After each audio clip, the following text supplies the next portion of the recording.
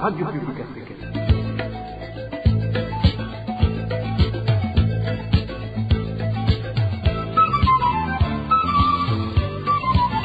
Radio Publique Africaine.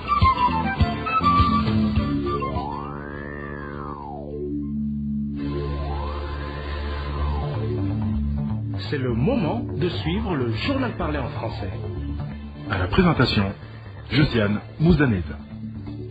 Au sommaire de cette édition, le Parti Frodebo demande au gouvernement de Gitega d'arrêter de mettre les bâtons dans les roues aux opposants. La déclaration a été faite ce jeudi par le président de ce parti, à 2 jours seulement de la commémoration de l'assassinat du président Melchior Ndadaye.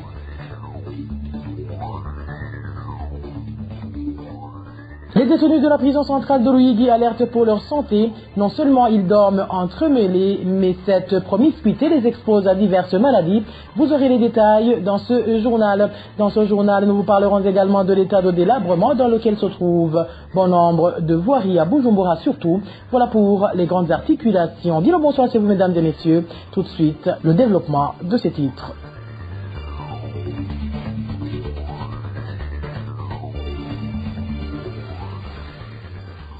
Bonsoir. Débutons ce journal par la page politique où le président du parti Frodebo demande que les prisonniers politiques, y compris le président du parti Codebu, Kefane Ilidzi, soient libérés. Patrick Nkurunziza a fait ses déclarations au cours d'une conférence publique organisée ce jeudi en marge de la commémoration de l'assassinat du héros de la démocratie, Melchior Ndadaye. Patrick Nkurunziza demande aussi au gouvernement et au parti CNDD-FDD de cesser d'écarter leurs adversaires. Suivez. Incungu yacu Burundi yarasabye cyane ko impunzi zotahukanwa.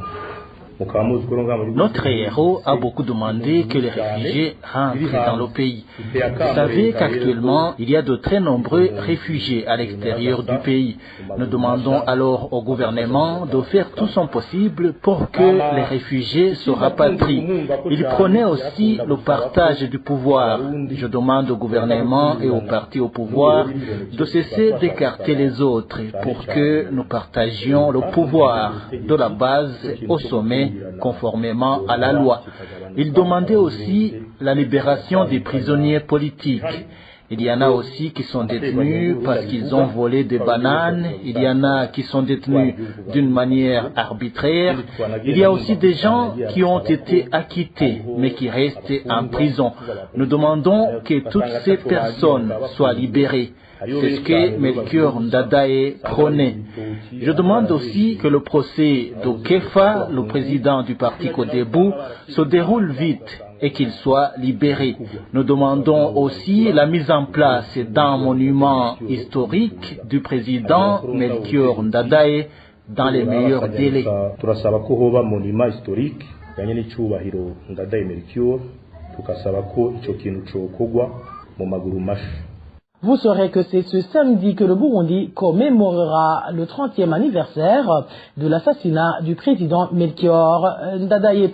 Politique toujours, les conflits et les crises politiques récurrentes au Burundi ont eu un impact négatif sur la croissance économique du pays, ce qui a augmenté le taux de pauvreté. Analyse faite par le président de l'organisation Parsem, ce 20 août, dédiée à la journée internationale pour la résolution des conflits. Faustin Ndikumana explique que les causes des conflits politiques sont entre autres l'injustice et l'exclusion. À cet effet, il interpelle les dirigeants du Burundi et leur demande de prioriser le dialogue permanent pour que les Burundais puissent exprimer leurs avis dans le but de résoudre pacifiquement ces conflits. Suivez Faustin Ndikumana, président de la Parsem. En cette journée mondiale dédiée à la résolution des conflits, d'abord Parsem rappelle que les conflits et les crises politiques ont eu un impact négatif dans le développement de ce pays. Par exemple, la crise de 1993 a eu un impact très négatif sur la croissance économique.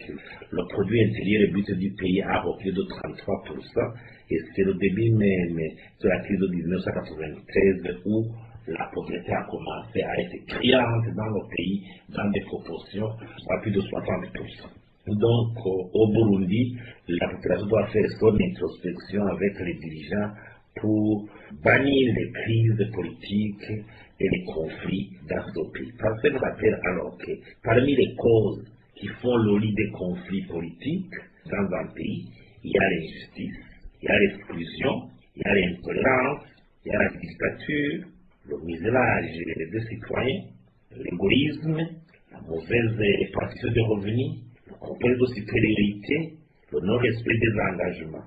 Normalement, le gouvernement devait mettre sur pied des mécanismes, cadres de dialogue permanent pour une résolution pacifique des conflits. Parce qu'on ne peut pas prétendre résoudre un conflit quel qu'il soit par force. Si on résout un conflit par force, on le reporte dans l'avenir, on le reporte pour les générations futures. Le gouvernement alors devait faire preuve de sagacité pour mettre sur pied un cadre de dialogue permanent pour vider tous les contentieux du passé, pour permettre le retour des réfugiés et pour cimenter de façon définitive la cohésion nationale qui a manqué et qui devait être même la base, le préalable au décollage économique. Parce qu'on ne pourra pas parler de vision 2040, 2060 si le pays n'a pas encore retrouvé la cohésion nationale. Je vous le disais en titre, les détenus de la prison centrale de Ruyigi sont menacés par différentes maladies. La surpopulation carcérale vient aggraver cette situation de telle sorte qu'il suffit qu'un détenu contracte une maladie contagieuse pour que tous ses co-détenus l'attrapent à leur tour. Les détails avec Inès Gakiz.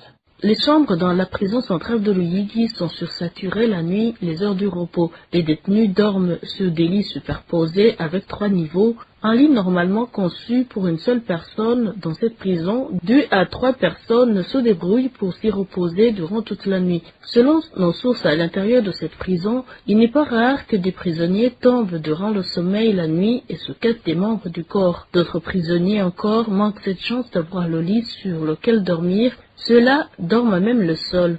Cette situation fait que des prisonniers soient vulnérables à plusieurs maladies. Et les maladies les plus fréquentes dans cette prison carcérale sont la pneumonie, le paludisme et la grippe.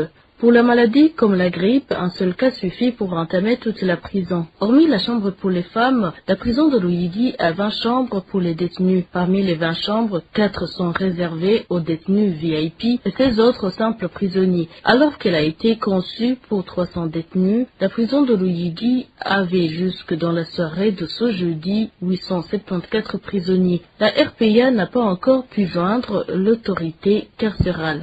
Inès Gakiza, en page société, la route Bujumbura-Bubanza risque de ne pas passer à tout moment si rien n'est fait. Cette route est jonchée de gros nids de poules à plusieurs endroits, une situation aggravée par cette saison pluvieuse, ce qui fait que les véhicules passent difficilement. Les détails avec Dani Claire, il la trouve. De gros nids de poules jonchent cette route Bujumbura-Bubanza. À certains endroits, la route est en terre battue et aucun signe ne montre que cette route était goudronnée. Pendant cette saison pluvieuse, elle est couverte de la boue. Depuis le rond-point Kotebu, il s'observe de gros nids de poules. De là jusqu'à Charama, aucun signe ne montre que la route est goudronnée. De Mutakura à Chibitoke, il y a de la boue. Après Charama vers la rivière d'Ikoma, la route est plus ou moins praticable parce qu'il s'observe un peu de goudron. Entre Muzinda et Musenyi, la route est jonchée de gros nids de poules. Même les tricycles, 10 bajages ne peuvent pas passer. D'Oranda jusqu'au chef-lieu de la province de Bubanza, la route est praticable.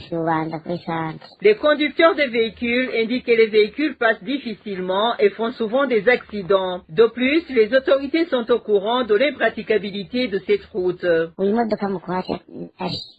Les voitures passent difficilement dans cette route. Suite aux gros nids de poules, il s'observe de nombreux accidents. Même les piétons se lamentent que les voitures leur jettent de la boue. Pourtant, les autorités sont au courant de l'état de cette route. Les conducteurs et les piétons demandent la réhabilitation de cette route qui est dans un état lamentable. Dani Claire, il la trouve. Cet état de voirie de la mairie de Bujumbura suscite des inquiétudes parmi les conducteurs et propriétaires d'automobiles. Les dommages sont quasi quotidiens et cela entrave les économies des familles. Eric Nyonzima nous fait le point. Dans la ville de Bujumbura, la voirie est à l'état pitié. Des nids de poules sont partout. C'est le cas pour certaines des routes nationales qui sortent de la capitale économique. Certains conducteurs d'automobiles qui se sont confiés à la RPA signalent que ces nids de poules endommagent leurs véhicules et peuvent parfois provoquer des accidents. L'un des conducteurs de véhicules témoigne.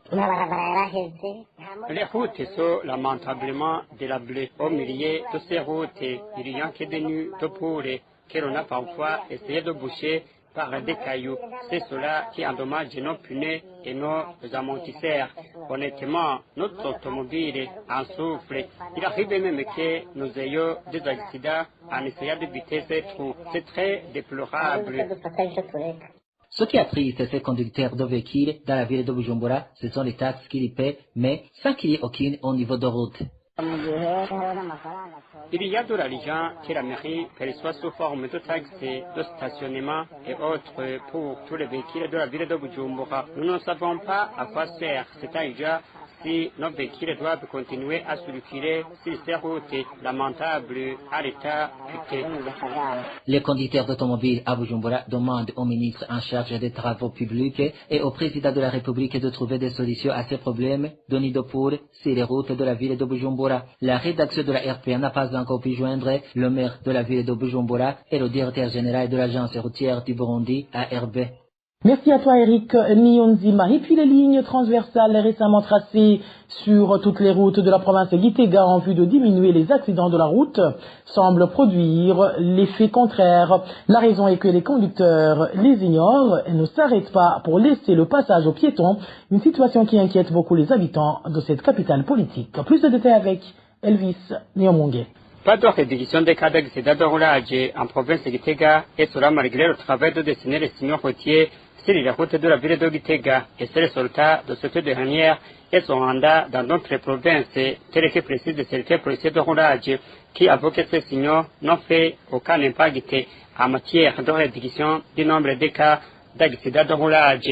Cela étant, certains des usagers de ces routes affirment qu'ils ignorent la signification de ces signaux routiers au moment où d'autres avouent qu'ils n'ont même pas appris le code de la route et d'autres disent que les permis de conduire sont fraudés car les ayant obtenus après versement et pendant que cela se présente ainsi au moment où, répondant aux questions des sénateurs au mois de septembre dernier, le ministre des Infrastructures, des Équipements publics et des Logements sociaux, Habitats sociaux, qui est donné de condamner, a dit que la mise en place de ces signaux routiers vise la réduction des cas d'accidents à routier. Cependant, certains observateurs laissent entendre que plutôt ces signaux risquent d'augmenter les cas d'accidents du moment que si des usagers ignorant la signification de ces signaux routiers se rencontrent. C'est ainsi que certains usagers des routes pour adopter les signaux et certains policiers de roulage avec qui nous nous sommes entretenus proposent que ces signaux routiers soient suivis par une formation du code routier aux conducteurs de véhicules et motos qui l'ignorent encore. Et voilà, mes fidèles de la RPA, c'est sur ce reportage de mon confrère Elvis Niyomongere que prend fin le journal en français de ce vendredi 20 octobre 2023. Merci pour votre aimable écoute. Merci également aux équipes rédactionnelles et techniques pour leur franche et parfaite collaboration. À la présentation de ce journal, vous étiez avec Josiane Mouzaneza. Bon début de week-end à toutes et à tous. Au revoir.